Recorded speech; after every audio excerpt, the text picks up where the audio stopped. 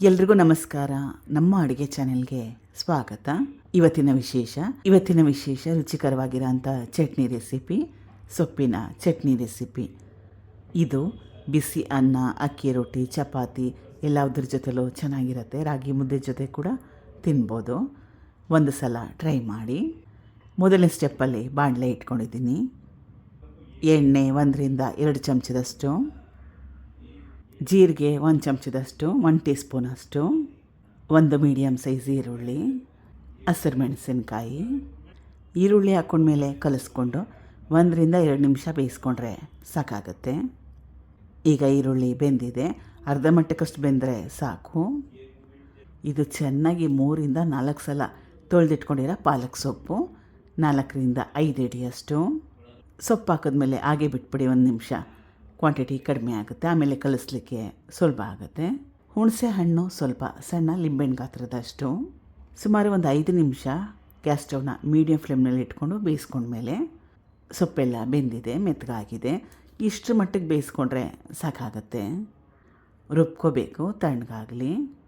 ಈಗ ಬೇಯಿಸಿಟ್ಕೊಂಡಿರೋ ಪಾಲಕ್ ಸೊಪ್ಪು ತಣ್ಣಗಾಗಿದೆ, ಮಿಕ್ಸಿ ಜಾರ್ಗೆ ಸೇರಿಸ್ಕೊಳ್ತಾ ಇದ್ದೀನಿ.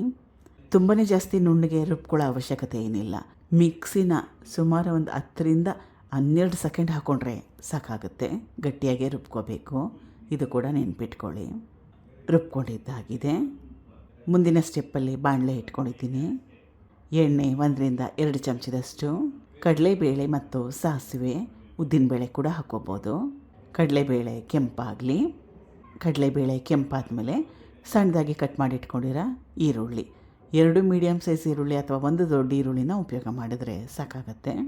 ತೆಳುವಾಗಿ ಕಟ್ ಮಾಡಿ ಇಟ್ಕೊಂಡಿರೋ ಬೆಳ್ಳುಳ್ಳಿ, ಸುಮಾರು 8-10 ಸೆಳಷ್ಟು, ಒಣಮೆಣಸಿನ್ಕಾಯಿ, ಕರಿಬೇವಿನ ಸೊಪ್ಪು ಕೂಡ ಹಾಕೋಬೋದು. ಕರಿಬೇವಿನ ಸೊಪ್ಪು ಹಾಕ್ಕೊಂಡ್ರೆ ಕರಿಬೇವಿನ ಸೊಪ್ಪಿನ ಫ್ಲೇವರ್ ಜಾಸ್ತಿ ಆಗುತ್ತೆ ಅಂತ ನಾನು ಅವಾಯ್ಡ್ ಮಾಡಿದ್ದೀನಿ. ನಿಮ್ಗೆ ಇಷ್ಟ ಇದ್ದರೆ ನೀವು ಹಾಕ್ಕೋಬೋದು. ಈಗ ಈರುಳ್ಳಿ ಬೆಳ್ಳುಳ್ಳಿ ಚೆನ್ನಾಗಿ ಮೆತ್ತಗಾಗೋವರೆಗೂ ಬೇಯಿಸ್ಕೋಬೇಕು. ಸ್ವಲ್ಪ ಮಟ್ಟಕ್ಕಷ್ಟು ಕೆಂಪಾದ್ರೂ ಪರವಾಗಿಲ್ಲ. ಈರುಳ್ಳಿ ಬೆಳ್ಳುಳ್ಳಿ ಎಲ್ಲ ಚೆನ್ನಾಗಿ ಬೆಂದಿದೆ, ಮೆತ್ತಗಾಗಿದೆ. ಸ್ವಲ್ಪ ಮಟ್ಟಕ್ಕಷ್ಟು ಹೊಂಬಣ್ಣ ಕೂಡ ಬಂದಿದೆ.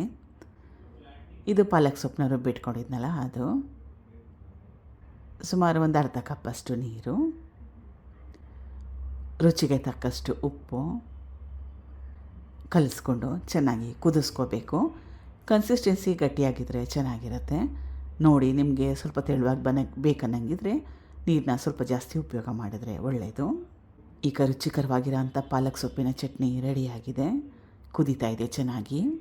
ಟ್ರೈ ಮಾಡಿ. ದಿನ ಒಂದೇ ಥರ ಅದೇ ಸಾರು, ಮಸಾಲೆ ಸಾರು, ತಿಳಿ ಸಾರು ತಿಂದು ಬೋರಾಗಿದ್ದಾಗ ಇದು ಬಿಸಿ ಅನ್ನ ಜೊತೆಗೆ ಸ್ವಲ್ಪ ತುಪ್ಪ, ಈ ಚಟ್ನಿ ಬೆಸ್ಟ್ ಕಾಂಬಿನೇಷನ್ನು. ತಿನ್ನೋ ಕೂಡ ಸಖತ್ ಟೇಸ್ಟಿ ಇರುತ್ತೆ, ಆರೋಗ್ಯಕರ ಕೂಡ. Thank you for watching. ಧನ್ಯವಾದಗಳು.